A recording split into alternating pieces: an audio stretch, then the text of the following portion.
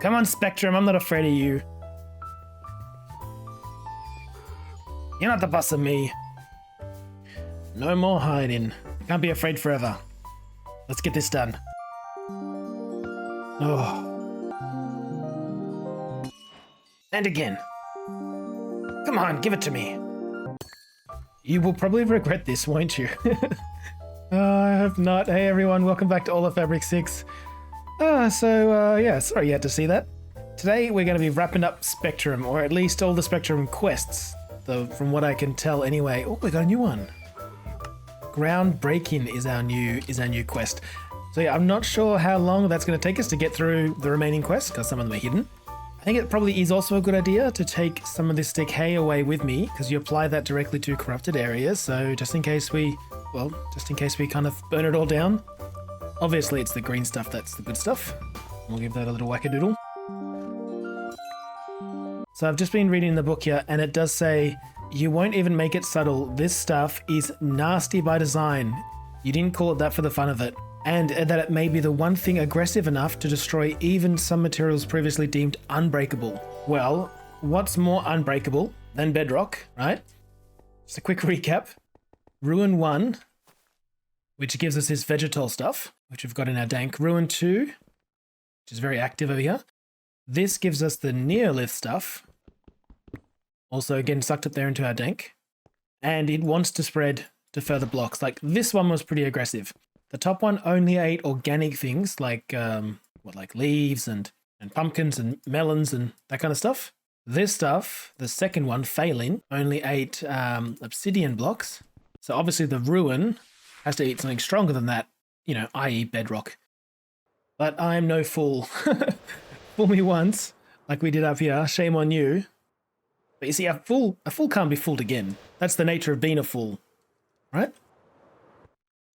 A wise man once said that, I think. Anyway, so what we're going to do is we're not going to linger around here and risk any of our base with this stuff.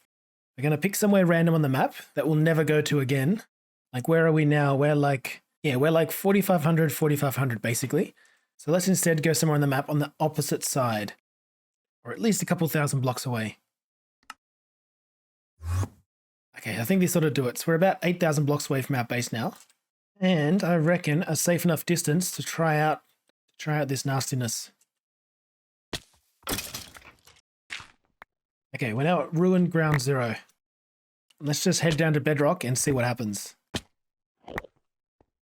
Now, needless to say, like, I don't really know what's going to happen here. Needless to say, this is a huge Spectrum spoiler. Like, I've kind of stopped giving spoiler warnings for the last couple episodes because we're so deep into Spectrum, it should be obvious. But this thing is basically the final piece in the puzzle, as far as I can tell. And I have no idea how, like, freaking crazy it is. But I've somehow managed to avoid spoilers myself up until this point. And if you're of the same kind of mind, maybe just, you know, maybe look away, skip forward a little bit or something like that. Then come back later into the video. Okay. Wish me luck. Godspeed. Oh my god. That's a cool sound. Oh, it spread. Look at this guy.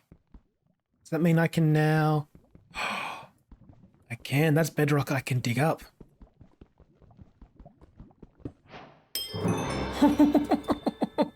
Ooh. Ground Break-In. Break decay bedrock using netherite pickaxe. And all these things shining in. What's this stuff? Bedrock dust. Ender dragon and witherproof. But REI is doing that thing where I can't see the recipes attached to it. Alright, we obviously want a bunch of this stuff. Let's, I don't know, let's let it kind of just chill and spread here for a little bit. Even bedrock was not strong enough to withstand your newly created life. It broke through the bedrock like dandelions through concrete. Should you be reading your notes here while some of that stuff is still roaming around free, you should change that as soon as possible, otherwise you might regret it. Luckily, you already invented a suitable counter agent, which is this decay away stuff. Oh, it's spread in. We did unlock a new armor set. The strongest material you can make so far was netherite. However, repairing netherite armor had the disadvantage that it was more expensive than making the armor itself. In addition, the protection decreased with every scratch. Okay, but this armor simply cannot be damaged. Never wilt. Stone blossom. Sounds heavy. The bedrock helmet comes with projectile protection 5, the chest plate with protection 5, the leggings with blast protection 5. Look at the recipes of these. Okay, we got this stuff. So 5. It's another 8. So we need quite a bit for the full set, and then fire protection 5 on the boots. And now there's 7 of them, so it's definitely spreading. Oh, I'm not too worried. We are far away from home, so we'll let that spread a bit more. Whenever you enter a new world, you go about the mindless days-long task of gathering villagers around you, turning them into zombies and healing them again. Only for one of them to eventually hand you the Book of Mending. Yeah. I'm not sure I've said it before in a video, but I really dislike this aspect of vanilla Minecraft. You know, the enslavement and the zombifying villages and all that kind of stuff. So it's good to hear that the Spectrum devs are of a similar mind, and they've kind of created this alternative. So I think we're looking at about 43 bedrock dust that we need, maybe more. Oh, that's spreading, right? Like 43 in total. All right, we'll just let that keep spreading, and I will farm it up. No, hopefully not miss any of it, and we'll see you back at home base where we'll craft up those tools and armor and all that kind of stuff.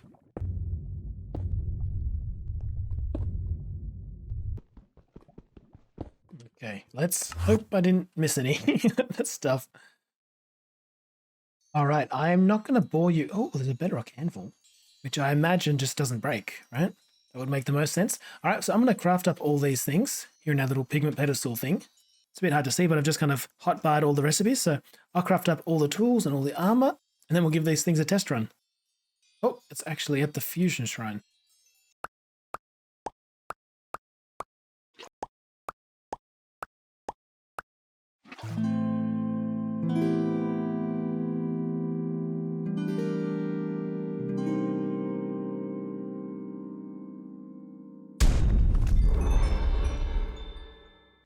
Okay, yes, we are indeed naked, and here we have all the bedrock tools and armor. Let's first try equipping this. I should have figured that'd be an achievement. Damn, that looks real swish. I like the look of that. But there's also this bedrock jetpack, which is an upgrade to the other jetpack we had. What was that called? The gemstone jetpack. But that gets equipable in the back trinket slot. What's that? Oh, that's where our bag is. Oh. Oh yeah, and the vast majority of those crafts, if you didn't kind of catch from whatever montage I put on there, the vast majority just used stratine, onyx, black pigment, bedrock, sometimes a little bit of gold, and then like a gold variant of the tool or the helmet, etc. After discovering the power of bedrock and all the tools and gear you can make, you realize you could use it to make a jetpack that is even more powerful than the gemstone one. So let's take it off, chuck it in here. Like in this color picker thing. See what happens. Oh, it needs purple ink.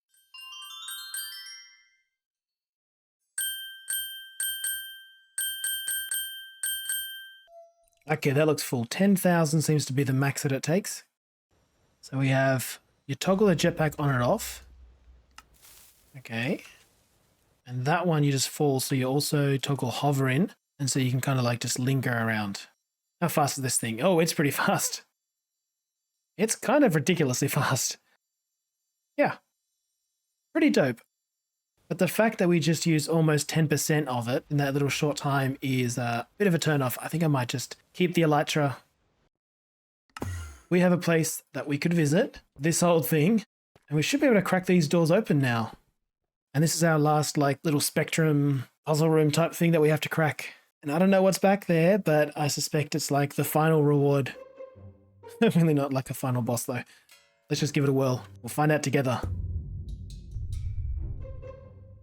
Oh, it's already eaten it. You?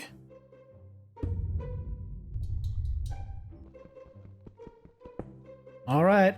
Here we are heading into the final one of these rooms. Wish me luck. A structure protected by solid bedrock, no more. You're a controller, a preservation controller. The chest. Yep, 1x1. The chest doesn't have anything like too unique in it. Let's use the tools that we have and see what we got here. So we have a lever, some redstone, some more levers, some way to open up this door. Looks like a pressure plate right here that's going to open it up for us, or at least do something. I mean, we can't sneak through here. Are we meant to be able to do that? I guess you can do that in vanilla as well with like a piston to push you down. So we come in here. Oh. Oh, my magnet picked it up. So let's get rid of the magnet, sneak on in. Loot while we can. Uh-oh. Oh, okay, that's an override switch. So here's our hint in the book for this ruin or this area. A really weird one. Having some colors at hand helped a lot. Oh, well, that's probably whatever colors are in there. Change the frequency of transmissions by using dye or pigment. That looks like a green for sure, right?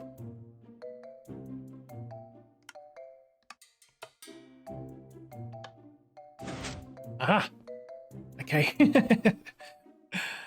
So this, you power it. As long as it's color coded to the same as that one. And set to transmission mode, not receiving mode. Whatever, it's already got a signal. Okay. Interesting. And what is that sticky piston down there doing? Okay, so we have this guy following us now.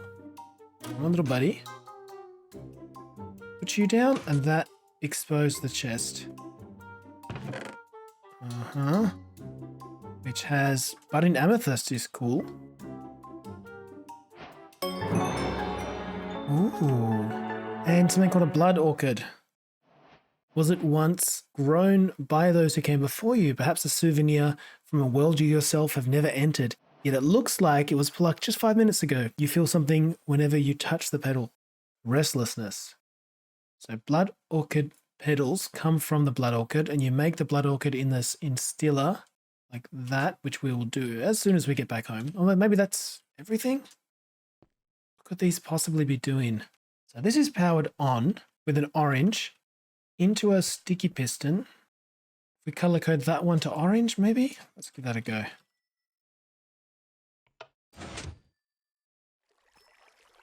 Oh, I see. It just pushes water, I think.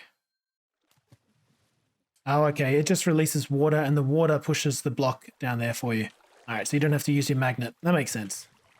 We'll put that back for the next person. Don't know why this thing has a filter. The polished calcite. Like, big deal, right? I don't understand. But let's see. All right. It definitely looks like we've ticked everything off that list. This is the current end of progression until a future update unlocks Spectrum's new dimension. Does that mean we get the Spectrum trophy now? Oh, I just confirm it. We do. Okay, we'll find a place for that in a bit. Let's not delay. Let's head back home. Head straight to our spirit instiller here and give this thing a go. So that was one of them, 8 vegetal, and a resonant lily.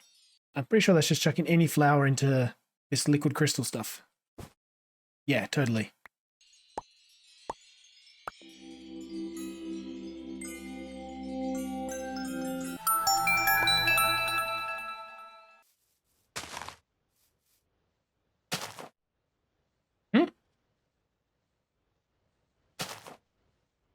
Is this thing up to mischief? What's going on here?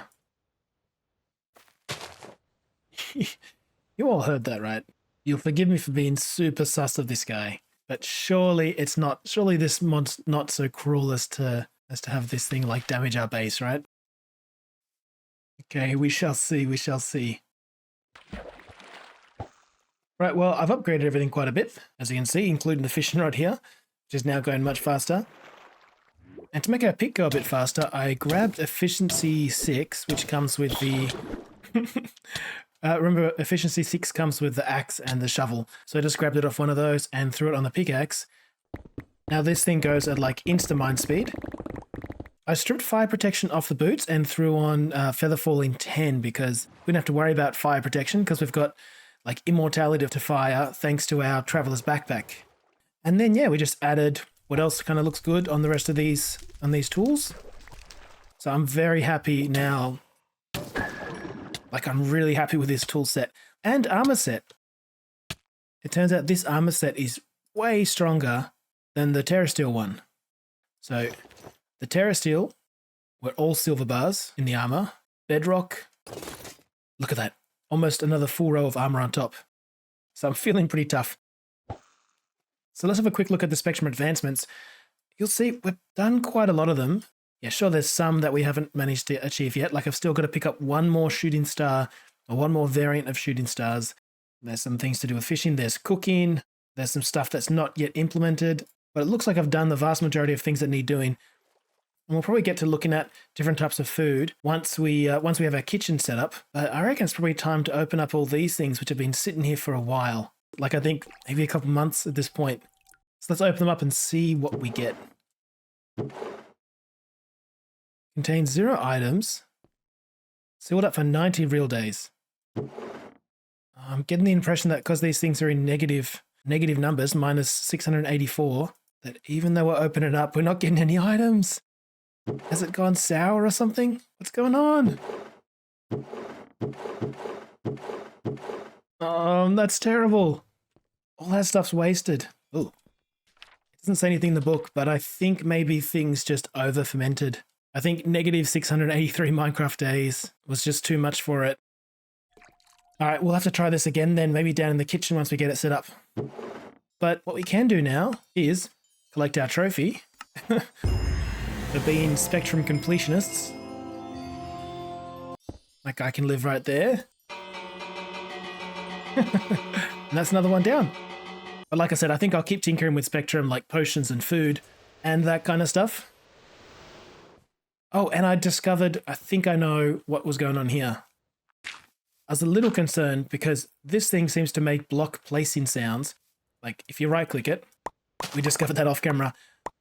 But I think what it does is the block placing sounds is just when it grows a petal or a petal. There we go. Block placed. But really all it did was grow a petal. All right then, off to the kitchen.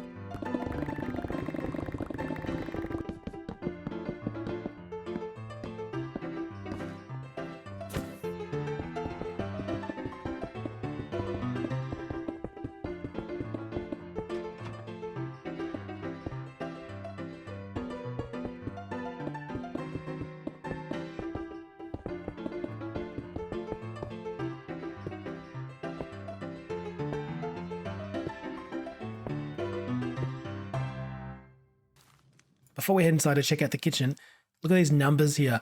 6,000 dates. So I probably don't even need to worry. Like I've turned this clunky thing off because it's just, well, we don't need that kind of noise in our life. And now we have over 6,000 dates. Also a whole bunch of wood and sticks that we probably don't want, but that's cool. I really like this. Just a single sapling farm. We'll probably just leave this here in case we want to farm up any other kind of fruit trees. Won't you come inside? We still haven't got like a door frame and that kind of stuff on it yet. But this is like the industrial kitchen area where we're going to be automating all the stuff for Hell's Kitchen. Such an authentic sound. Yeah, this right side here is just mostly for decoration, but there are some kind of crafting stations here. Cooking pots, skillets, brick ovens from bakery. I brought down all of our vinery stuff down here now, so we can just chuck the empty bottles back in there. These things are really cool. Placards from Create. They actually hold items. And they look gorgeous too. And they come in different variants, although I've just kept the default. Like you can dye it. That can be black or green or whatever. But I thought maybe what we would do is we'd use them as ways to indicate what a little kind of this cooking station is going to be making. I think it looks cool. And these planks here, they're connecting textures from Rechiseled, which I haven't really played around with before. But you just open up the GUI of the tool here. You throw what you want in. This was just jungle planks before. But we wanted it as this type instead, the jungle plank brick pattern. Jungle plank brick pattern.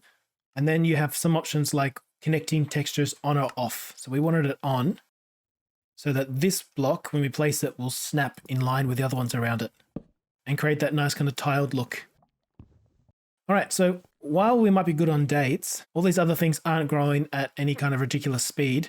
And rather than just cram the whole farm full of crops, which would be pretty messy, I want to instead look at speeding up the growth of each individual block. We've got fertilizer on there from farming for blockhead, so that's something. There is farmland from mystical agriculture, which I imagine like gets you to some really ridiculous levels of speed. But it does say in the book that the Essence farmland increases the output efficiency of mystical agriculture crops. And we're just growing regular crops over here, so I'm not too sure it would work. We will give it a try once we get into mystical agriculture. But what we can do to start off is craft up some of this rich soil stuff from Farmer's Delight. I don't know how much faster it is. Decomposing, so it takes time, sped up with sunlight, sped up by adjacent water, and sped up with adjacent, I guess, mushrooms and stuff. Like you have those kinds of blocks nearby, and it'll speed up the decomposition of organic compost into rich soil. And then hopefully we can also fertilize the rich soil and increase the yield of this stuff. But to make the organic compost, you can use bark and straw or rotten flesh and straw. Straw is easy enough to get. It's a byproduct of chopping up the rice panicles, which is why we planted so many of them here last episode. You can also mill it or crush it for the same results. But there is a benefit for having the cutting board automated and ready to go, because there's other things that can only be acquired. Like you can only process this warped fungus through the chopping board. So I think it'd be good to have the chopping board set up as part of our automated kitchen anyway. Also, it's the only place where you can automate tree bark. So we may as well use tree bark for the organic compost.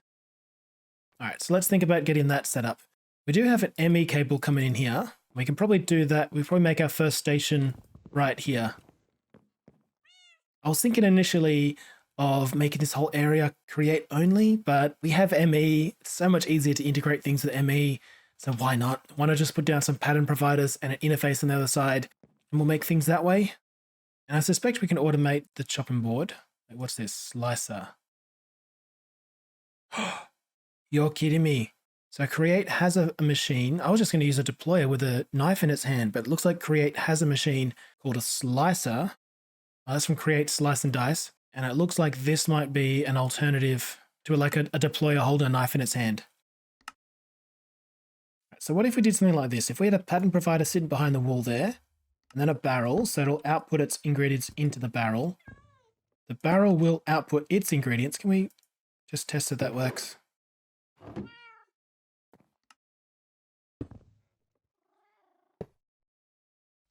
Maybe it needs to output like onto something moving. I'll never get these. There we go. Maybe it needs to output onto something that moves. And then if we belt that up, it moves backwards. Click and hold to edit. All right, -32. Okay, that's not too bad. That actually looks pretty cool. So if that comes down there, interacts with a mixer, we get that arrow, don't know what it means. We have to give this thing rotational power as well. If we had a shaft in there, connect it to a vertical gearbox, and give that rotational force. It appears the slicer is rotating in the wrong direction. What's the issue with directions? Are you for real? Surely directions shouldn't matter. Okay, we're going to have to get another vertical gearbox to invert it. Okay, will you chop up rice panicles? That's the question. And give us straw. No. Really? Isn't that what this means? That you can put like a panicle in front of it and it'll do the thing? Oh, you need to give it a tool. Okay, it needs a knife, that's all. Ooh. And then we'll give it a rice panicle again. It does its magic. Nice. Really nice. So I think maybe what we'll do is we'll have the rotational force will come from the top. That way we can walk around on the floor without like all these gearboxes and stuff in our way. And like that. Okay, is that spinning the right way? Wrong way. But if we have like we can sneak a shaft in just through the wall here, and obviously we'll cover that up. And then bring the rotational force this way and carry it down, but we need to flip it one more time right there to get the blade spinning the right way. The funnel, we'll put it onto the belt. It'll get put into the depot, chopped to bits, shoot it into a barrel, and then just piped back in to the pattern provider, which reconnects it to the network. And if we pretty that up, that looks pretty nice, I reckon. And then we look at giving that a pattern. So Like this, for instance, panicle gives you 1 and 1. Although we don't need the knife because the knife is here permanently, and thankfully it doesn't cost any durability. So you could put any knife you want in there, the diamond one just looks nice. So 1 panicle gives us 1 rice, 1 straw. We'll save that. We will... Actually, you know what we'll do? Indestructible, free renaming, unlimited repair cost, and able to add lore to items. Repair and write lore. I'm not sure what that does, but what we can use it for is we can give this pattern provider a name like Chef Chops. Chef Choppy. Now when we slide it back there and start looking at recipes again, in here we should have Chef Choppy. There we are. So we give that recipe to Chef Chops. Chef Choppy. It's kind of odd, isn't it? Like if we take out all the straw, we don't actually have any recipes currently stored for straw because it's rice that's kind of determining what happens to the panicles, even though it's a guaranteed drop. Guess that means what we need to do is this. So that way we're going to have a rice recipe, which also drops straw, and a straw recipe, which also drops rice. Yeah, totally. We want a bark recipe using oak. We won't need to give it a tool. Oh, what? Now I thought that it would be able to use the same blocks here, but that doesn't look like the case. Let's just put smite in it so we can get the glint. Okay, I reckon this is the solution. 1 slicer station for the bark, another slicer station for the straws and the rice and whatnot. So we've got 2 recipes that use the axes and 2 recipes at the moment that use the slicers. Let's see that in action. Chop, chop, chop. Pretty slow. And then say we want some straw. That should come out. Right. This might do the job. I think we've got it worked out now. The only concern is that something that could get sliced up by the axe might also be able to get sliced up by the knives. So it'll get double processed and the output wouldn't be what the input recipe was expecting. So 32 now, let's bump it up to like 64. Yeah, I like it. That's pretty good. And then we'll just get the organic compost recipe set up and add that to our crafter. And then say give us a stack of that stuff. Walk away and in no time flat hopefully that'll be done. Maybe in some time flat. And there's our organic compost. Let's go put this guy down somewhere. I guess just a few mycelium blocks nearby. I'm not really sure how to do this, to be honest, but some mycelium like this. Thankfully, it looks like the organic compost is itself like an accelerant or an activator. So we're in luck there. It doesn't tell us how long it takes, but we've given it water, we've given it sun. It's got other adjacent blocks. It's got some kind of particle effect things going on. So I think that's working. I wouldn't be surprised if that was working. I just gave the wiki a read and it doesn't tell us how long these things take to convert, although it looks like some of them perhaps behind me are already working. Well, it's darker at least. But what it does say is that the rich farmland has a chance of like bone meal in crops. Its growth will be randomly boosted, similar to the use of bone meal, which is pretty cool.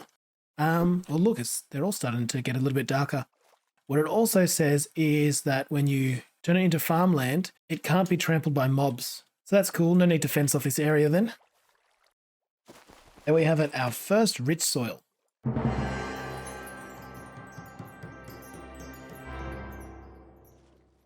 Upgrade your farms. That's what that looks like. Sadly, it doesn't give you a hint of how much faster it is, but let's see if we can fertilize this thing. No, cannot be fertilized. That's okay. Maybe let's just do a bit of a test. We'll have these 2 mature, and we'll see which one grows faster.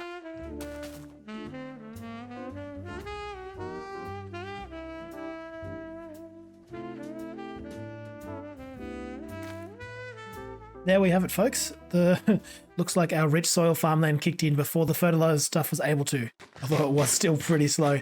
I reckon what we should do is tear up all these crops, replace it with the rich soil, and then we can start having a look into mystical agriculture, because this guy has this stuff here called a growth accelerator, which you just kind of like put below the farm, and it'll tick accelerate the block above it.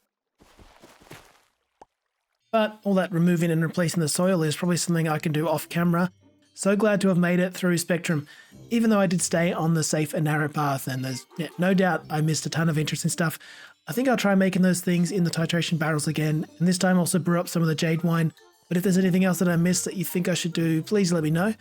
Next time we'll start automating the mystical agriculture bits and pieces, and at least trying to massively accelerate the growth of our crops, as well as adding a few more cooking stations here in the kitchen. Alright, hope you enjoyed the episode. See you later.